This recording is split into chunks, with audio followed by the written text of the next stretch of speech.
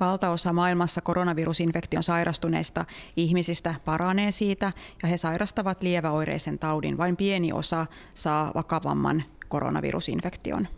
Tämä nyt kiertävä koronavirus on tämmöisen SARS-koronaviruksen sukulainen, eli se on täysin uusi virus ja tämän vuoksi, kun se on päässyt muotoutumaan, niin ihmisillä ei ole siihen vastustuskykyä ja tämä mahdollistaa sen, että se virus pääsee herkästi leviämään ja on muodostanut tämmöisen maailmanlaajuisen pandemian. No, meillä on seurannassa koronavirusinfektion sairastuneita potilaita, joille meidän terveydenhoitajat ja sairaanhoitajat soittelevat päivittäin ja meillä on tällä hetkellä varsin hyvä käsitys siitä, että millaisia oireita useimmat koronavirusinfektion sairastuneet saavat.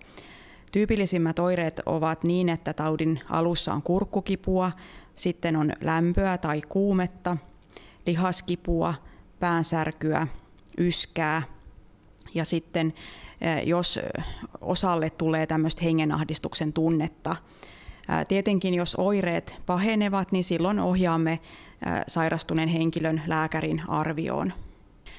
No, tällä hetkellä mediassa korostuvat nämä vakavaoireiset taudinkuvat ja tehohoidon tarve. Suurin osa koronavirusinfektion sairastuneista sairastuu kuitenkin lieväoireiseen tautiin ja sen taudinkuva muistuttaa tavanomaista hengitystieинfektiota ja tämä osuus on ehkä jäänyt vähemmälle ja on korostunut sitten taas tämä pieni osa sairastuneista, jotka tarvitsevat sitten sairaalahoitoa tai tehohoitoa.